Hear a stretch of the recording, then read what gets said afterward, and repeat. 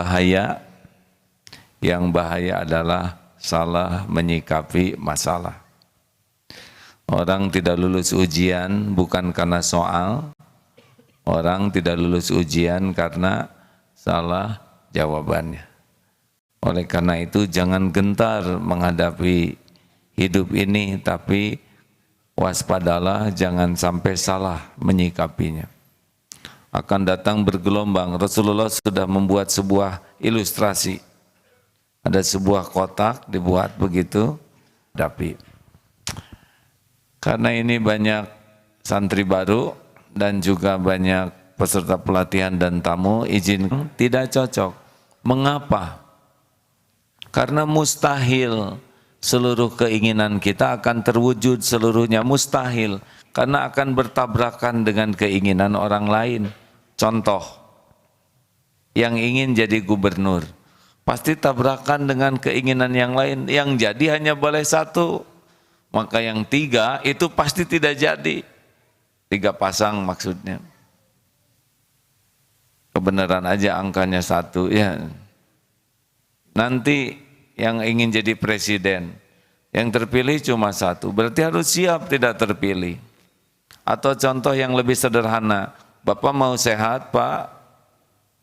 Jawab, Pak, kalau mau, kalau enggak harus puguh, Pak. Ya. Bapak mau sehat? Ibu-ibu mau sehat? Kira-kira orang sedunia mau sehat? Kalau terkabul apa yang terjadi? Dokter nganggur, tidak ada yang diobatin. Dokter gigi saling mencabut. Apotek, rumah sakit, pabrik obat, fakultas kedokteran, begitu banyak yang bakal terjadi kerepotan kalau tidak ada yang sakit. Maka sakit itu bukan masalah. Yang jadi masalah itu salah menyikapi sehat dan salah menyikapi sakit. Bahaya mana? Sakit atau sehat? Lihat penjahat banyakan mana? Penjahat sakit kepala, boro-boro jahat, pusing dia ya. Koruptor, preman itu gara-gara sehat, coba koruptor stroke nggak akan sempat, benar? Coba preman ambeien susah dia galaknya ya. Jadi yang mana yang baik, sehat atau sakit? Sehat tadi. Karena nikmat kedua sesudah nikmat iman adalah nikmat sehat. Kita harus minta Allahumma afini fi badani, Allahumma afini fi, Allahumma afini fi, dan yang paling penting Allahumma afini fi qalbi. Minta kepada Allah supaya disehatkan. Tapi sudah minta dan ikhtiar, lalu Allah berikan sakit, itu sudah beda lagi urusan. Jadi kepada siapapun, jadi gimana dong? Ya kita jangan ngatur Allah. Bolehkah punya keinginan? Harus. Ingin apa yang Allah sukai, sudah jadi kebaikan. Ikhtiar amal soleh kita sempurnakan. Tapi perkara jadi apapun terserah Allah Subhanahu wa taala. Tugas kita kan meluruskan niat, menyempurnakan ikhtiar, juga ibadah bagian dari ikhtiar, kepada minta tolong ke Allah dan pasrahkan kepada Allah. Sudah selesai, tidak ada lagi yang bisa kita lakukan. Kalau keputusan, innallaha ala kulli syai'in qadir. Kalau keputusan milik Allah. Nah, yang menderita itu adalah yang tidak berniat lurus, berarti sengsara, tidak menyempurnakan ikhtiar dan tidak tawakal. Sudahlah, sempurnakan saja apa yang jadi kewajiban kita, tapi takdir itu milik Allah. Kenapa kita harus siap dengan yang tidak cocok? Karena yang kita inginkan belum tentu yang terbaik bagi kita. Surat Al-Baqarah 216.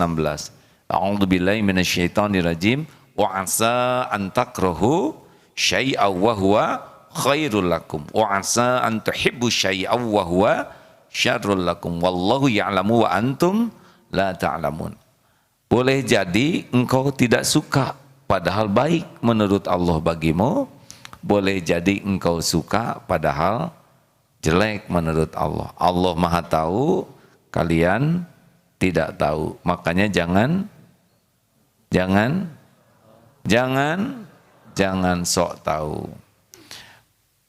Sudah ada calon mempelai, sudah dilamar, sudah diputuskan waktu pernikahan, sudah disebarkan undangan, menjelang pernikahan, ijab kabul, batal, baik atau buruk?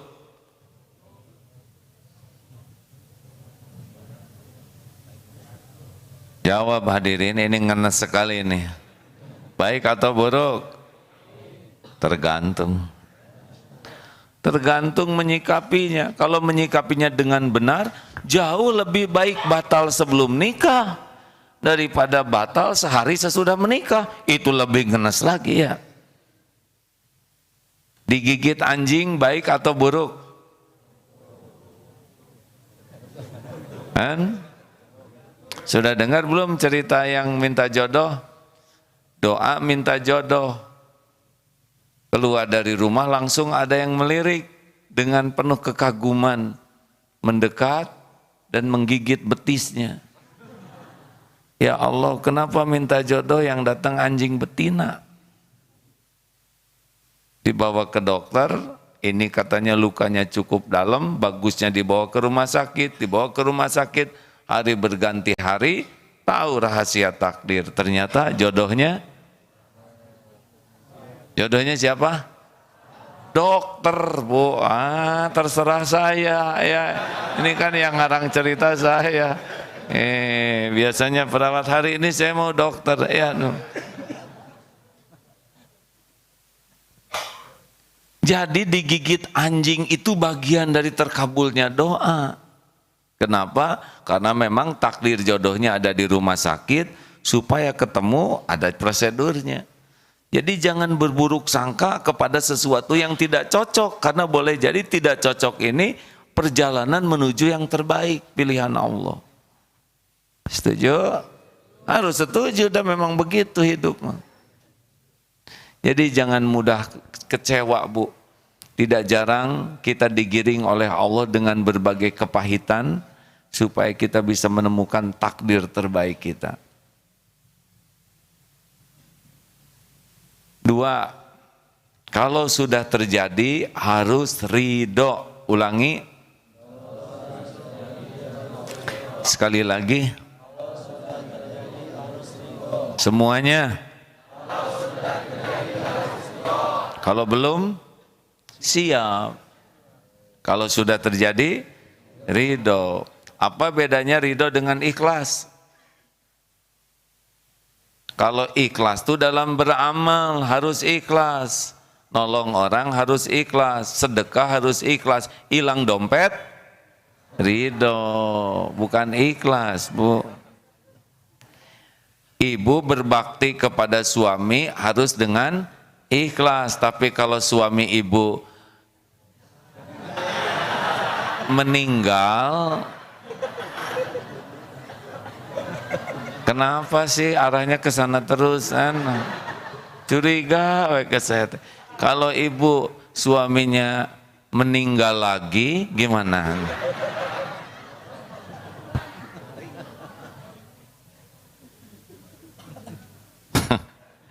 Aduh, saya mau dicurigai terus, ngomong ini, ngomong itu. Shh, dengar. Sedang jalan, genteng jatuh kena jidat. Bagaimana? Ridho, hadirin, kan sudah terjadi. Tidak boleh mengatakan begini, saya tidak terima. Saya tidak terima. Tidak mungkin tidak terima. Itu tanda terimanya sudah jelas. Orang yang stres bukan karena kenyataan sesungguhnya, karena tidak nerima takdir yang ada. Kita kan nelangsa itu tidak nerima episode yang ada. Betul? Coba siapa yang paling stres yang hadir? Pasti yang tidak nerima apa yang ada. Tidak nerima hidung yang ada, Tiap bercermin nyelekat. Hidung kutil. Siapa yang paling nelangsa di antara yang hadir? Yang ingin kelihatan lebih dari kenyataan. Ingin kelihatan langsing, tahan napas. Jadi kekurangan oksigen. Ingin kelihatan putih, direndam semalaman. Ingin kelihatan kaya, banyak cicilan. Yang paling enak, just the way you are. Apa artinya? Apa bah? Dilarang merokok? Bukan, itu tahun lalu. Sekarang dilarang parkir. Sia-sia. Berani menikmati episode yang Allah tetapkan. Karena pasti ada hikmahnya. Ini Bapak mau pensiun kan ya? Masa persiapan pensiun? Terima Pak. Dan nggak diterima juga bekal pensiun. Sekarang Bapak tidak pensiun, orang lain dendam lihat Bapak, Pak. Kenapa ini nggak pensiun? Terima, Pak. Jadi tua, terima, Bu. Ibu, jangan takut jadi tua, Bu. Tahu kenapa? Karena udah jadi, ya terima, Bu. Ya. Ngangguk si Ibu, iya kan? Nggak usah ingin kelihatan seperti SMA. Ada ibu-ibu pakai seragam SMA. Kalau dulu lucu, sekarang dipakai lagi lebih lucu tentu ada bahaya. Terima jadi tua tuh ya, terima jadi tua, nikmati jadi tua. Jangan ingin muda terus karena itu mustahil. Jadi kalau ibu ada yang mengatakan, Bu, ibu awet muda, enggak mungkin awet, pasti menua. Apalagi yang mengatakan, ibu makin lama makin muda, mustahil. Itu pasti pengen ditraktir, ya udah. Tapi ya ibu mah senengnya disebut begitu, ya. Hadirin, kalau nasi jadi bubur, bagaimana? Terima, ridho sambil cari cakwe, ayam, kacang polong, kerupuk, kecap, seledri, bawang goreng, sate, gepuk, dan abon, dan terserahlah. Tapi yang jelas terima takdir, bergerak ke takdir lain. Sakit gigi, terima, dan nggak diterima juga tetap sakit. Sambil pergi ke dokter gigi, ya, jangan ke dokter hewan. Sesampainya di dokter gigi ada tulisan, maaf, dokter tidak praktek hari ini karena sama seperti saudara. Lalu bagaimana? Ridho sambil pulang, cari lagi yang lain. Tidak boleh mengatakan, tahu begini saya tidak akan pergi. Nah ini stres. Bagaimana tidak pergi? Sudah sampai, ya. Belok kiri kanan, kanan. Tiba-tiba macet, coba ke kiri, ya ini stres. Udah jelas di kanan, ya. Banyak orang yang hidupnya tuh tidak nerima. Terima, hadirin, sambil ikhtiar. Ridho takdir itu bukan pasif, tapi aktif, realistis, dan kalau sudah ridho, faman radhiya falahur ridho. Barang siapa yang ridho kepada takdir Allah, maka Allah pun ridho kepadanya. Jelas, hadirin? Terima ya, episode apapun terima dan bergerak. 3. Jangan mempersulit diri. Ulangi. Sekali lagi. Yang mantap. Yassiru wala tu'assir. Rasulullah SAW bersabda, mudahkan. Urusan tuh jangan dibuat ribet, ya. Basyiru, gembirakan, wala tunafir. Jangan dibuat menakutkan, mencekam. Ayo, kalau setiap omongan orang dimasukkan ke hati, kapan bahagianya? Ini maaf ya Pak ya, yang ini mah enggak nih. Saya sering lihat yang mau pelatihan, mau pensiun tuh rata-rata wajahnya tuh kurang bahagia. Bapak gimana perasaan? Bayangkan tuh belum apa-apa ngajak saya menderita. cicilan masih banyak, kreditan belum lunas, anak belum selesai sekolahnya, rumah belum punya, sekarang mau pensiun, aduh bagaimana nanti? Berapa tahun lagi Pak? 3 tahun lagi, Kenapa pensiun 3 tahun lagi menderita dari sekarang? Siapa tahu bulan depan meninggal, ya kan? Kan rugi, pensiun belum, ya enggak? Menderita duluan, terus mati. Salah Pak, nikmati aja. Tapi bagaimana kalau saya pensiun nanti rezeki bagaimana? Rezeki mah dari Allah Pak. Memangnya kalau pensiunan Allah pelit sama pensiunan? Sama. Mau pensiun, mau tidak pensiun, rezeki itu cuma satu yang ngasihnya, siapa? Allah.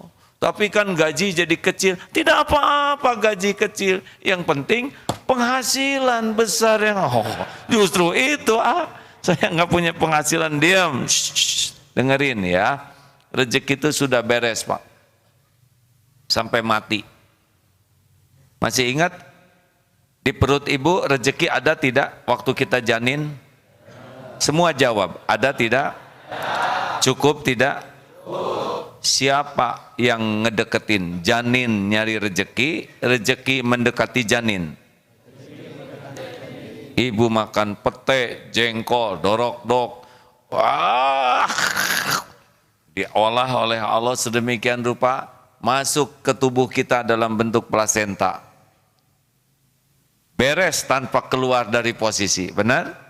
9 bulan, sempurna rezeki kita. Gak usah mikir, dah belum beres mikirnya juga. Keluar ke dunia jadi bayi. Waktu kita bayi rezeki ada tidak? Jawab, ada tidak? Cukup tidak? Mana yang ngejar? Bayi nyari rezeki, rezeki ngedeketin bayi. Yakin? Langsung ibu mengeluarkan air susu. Dari air susu jadi otot, jadi gigi, jadi rambut. Hanya dari air susu. Ada ibu-ibu yang tidak punya air susu. Sapi mengeluarkan air susu. Benar? Mana yang ngedeketin? Bayi ngedeketin sapi, sapi ngedeketin bayi. Jawab. Hah? Bayi ngedeketin sapi? Dasar santri baru. Mana ada sapi ngedeketin bayi? Bayi itu tidak perlu sapinya, tapi perlu bukan susunya, air susunya. Hadirin, jangan bikin emosi. Nih hadirin, diam bu, tenang bu. Beberapa waktu yang lalu diundang mengisi acara di Selandia Baru. Ada tuh Ustadz Reza, punya peternakan sapi, banyak sapinya, ribuan. Dan sapi perah. Rakyat Selandia Baru sedikit. Air susu melimpah, dibawa kemana itu? Diekspor diantaranya ke Indonesia. Bayinya digeger kalong, boleh jadi sapinya di Selandia Baru. Demi Allah datang ke sini. Diperah peternak, bawa ke pabrik, pakai kontainer, dibawa ke grosir, di supermarket, dibawa ke SMM Darut Tauhid, dibawa ke dapur, masukin botol, kocek-kocek, cep, demi Allah sampai hadirin. Jadilah segede gini. Kenapa manusia tidak boleh menikah dengan sapi? Ayo, karena saudara sepersusuan? Bukan. Karena beda jenis. Sederhana bisnya. Terlalu tinggi ini ilmunya hadirin. Kenapa nggak boleh nikah? Ya beda, tuh udah nggak cocok. Kalau jenius gitu Pak. Terus, jadi sampai kapan? Sudah makan belum? Saya tidak nanya makan siang, makan malam, sudah makan belum? Nah gitu atuh, jangan mikirin yang nggak ada. Beda nyebut sudah dengan belum tuh. Pernah ada pelatihan Pak di sini, ba'da subuh, hadirin sudah makan? Belum. Pada duhur ketemu lagi di mas, sudah makan belum? Belum. Pada maghrib ketemu sudah makan? Belum. 3 hari Pak, nggak ngaku sama sekali. Dasar kufur nikmat, yang dipikir yang belum ada. Sudah makan belum? Tolong panitia, nanti tidak perlu dibagikan ini. Lihat waktu kita makan, berapa langkah kita menuju makanan dan berapa ribu langkah makanan menuju kita. Lihat nanti kalau kita buka ya. Nasi dari Cianjur, garam dari Madura, ayam, ini tetangga ya. Apalagi sambal. Sambal itu makanan termewah di dunia. Segini sambal itu dahsyat sekali ngumpulinya. Terasinya dari udangnya lautan mana ketemu. Garamnya dari laut situ, asam dari sana, cabenya dari gunung situ. Kemudian apalagi jeruk nipisnya, tomat ngumpul di sini. Coba kalau cari satu persatu kan, kapan kita makan, betul? Coba kalau kita mau makan telur dadar dan harus nyari sendiri, harus melacak ayam hamil, gimana kita tahu sudah waktunya keluar atau belum? Belum lagi izin suami ayam. Jadi Bapak, mana yang mau pensiun? Tenang ya. Sudah siap rezeki. Sampai kapan? Sampai nanti meninggal Pak. Pokoknya pas rezeki habis kita mati. Masih ada rezekinya, kepaksa Bapak belum meninggal Pak. Di penjara ada rezekinya, pasti dikirim makan ke sana. Nanti misal ya Pak, misal kalau panjang umur, nanti mau ke dapur, mau kemana kek? Mau ke dapur nak, mau ambil makanan. Kakek jalan kan udah susah, duduk aja saya bawain. Kalau kaki sudah tidak bisa jalan, makanan yang jalan ke kita. Terima kasih nak, cucu baik-baik. Kakek tangannya udah susah, ya. Udah disuapin aja kek, kalau tangan tidak bisa berfungsi, dijamin ada yang masukin ke mulut kita. Misal saya ngebayangin diri saya kayak gitu, enggak lah, saya mending meninggal aja sebelum kayak gitu.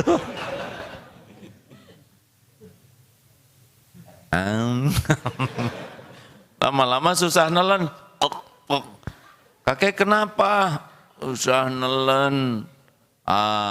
Ini enggak begitu berfungsi, infus masuk. Kenapa? Karena masih ada umurnya. Masuk dia. Kalau sudah waktunya tiba, kakek, sudah selesai itu, rezekinya habis. Tenang ya Pak ya, yang mau pensiun. Bapak kalau kita udah tua, udah tinggal dikit rezekinya. Dulu kita tidak punya uang, pengen makan enak. Sekarang Bapak punya uang, tidak boleh makan enak. Stik, langsung kolesterol ya kan. Duren, asam urat. Sama Pak. Bapak SMA tahun berapa? Pak, ngaku. Kayak gadis aja nggak mau ngaku kan. SMA tahun berapa Pak yang mau pensiun? 82. Berarti adik saya Pak, saya 81 dulu. Ini sudah 19 tahun nih pelatihan kita. Dulu Darut Tauhid kalau ada calon pensiun yang dilatih di sini tua-tua banget. Sekarang sebaya dengan saya. 2-3 tahun ke depan, adik-adik hadapi masa pensiun begitu. Ada rezeki ya. Siapa? Tapi kalau saya pensiun nanti saya nggak dihargai. Lah kan dari sekarang juga nggak ada harganya ya. Kita kan dihargai orang lain bukan karena keren. Kita dihargai orang lain kenapa? Karena Allah menutupi aib, dosa, kekurangan dan kesalahan kita. Jadi kalau Bapak di kantor punya jabatan, kemudian dihormati, disegani, itu sebetulnya bukan ke bapaknya, ke jabatannya. Ya. Nanti kalau pensiun, udah ketahuan tuh teman-teman yang asli itu Pak. Kalau sekarang orang datang karena jabatan, nanti kalau Bapak pensiun dia nggak datang Pak. Karena udah nggak ada yang bisa dimanfaatkan. Nanti kita kumpul dengan sesama pensiunan, ya Pak ya, aman. Itu kawan sejati Pak. Kalau sekarang masih ada jabatan, pangkat, harta, belum sejati. Karena orang dekat ke kita ada perlunya dari kita. Gimana dong kalau nanti saya ini masih banyak cicilan, kalau saya pensiun pengen segera nggak ada cicilan, gampang, jual, ya beres, jual. Jangan banyak gaya demi cicilan Pak, jangan banyak cicilan demi gaya. Yang muji kita tuh nggak pernah bantuin cicilannya, asal tahu aja, betul Bu? Ibu beli tas nyicil 36 bulan.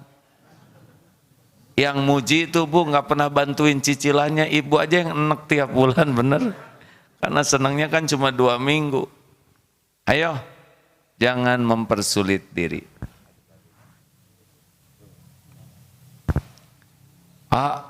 Gimana kalau ada orang yang menghina? Ya nggak apa-apa. Nabi aja yang mulia dihina. Masa kita yang hina asli nggak ada yang menghina, ya benar? Orang menghina kita kan urusan mulut dia, urusan dosa dia, urusan kita tuh bagaimana bersikap dengan cara yang baik terhadap orang yang tidak suka. Bu, mana yang membahaya? Kecopetan atau nyopet? Pilih Bu salah satu. Ibu mending yang mana? Jangan Bu, kasihan. Mending kecopetan, mending nyopet. Mending enggak dua-duanya tuh Bu. Asik Bu mending soleh teuing. Suruh milih teh mending nyopet. Saya mohon maaf, saya yang salah ya. Mana musibah yang membahayakan hidup kita? Kecopetan atau nyopet?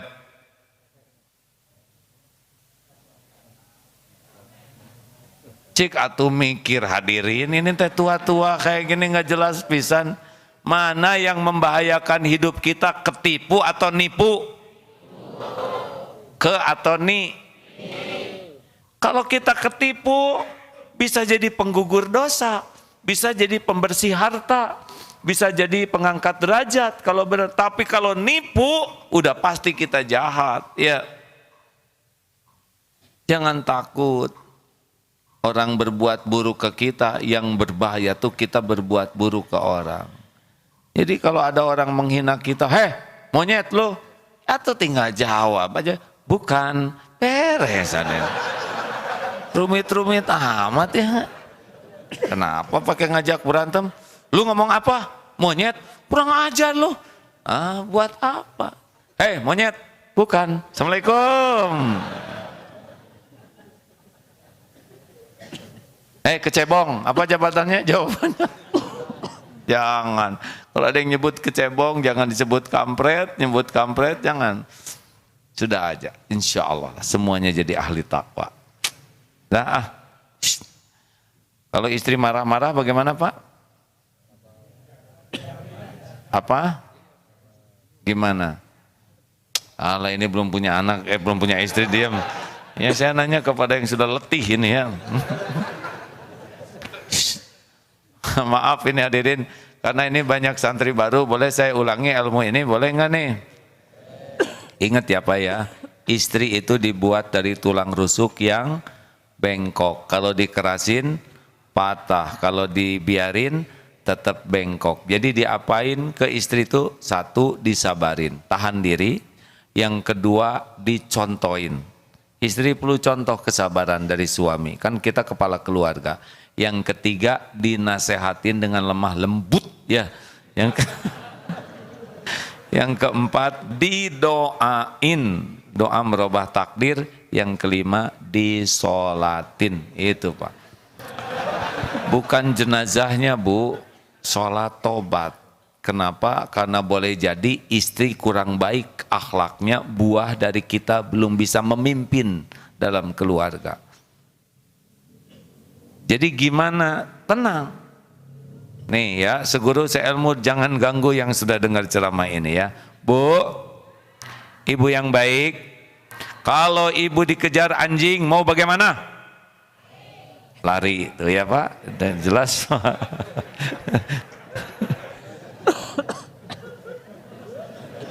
Kalau ibu dan anjing lari, cepetan mana?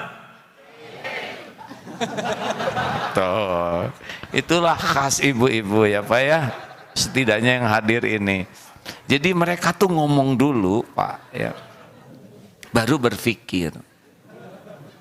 Udah gitu bingung. Udah bingung ketawa sendiri. Tapi tidak minta maaf. Itu khas Pak. Coba itu.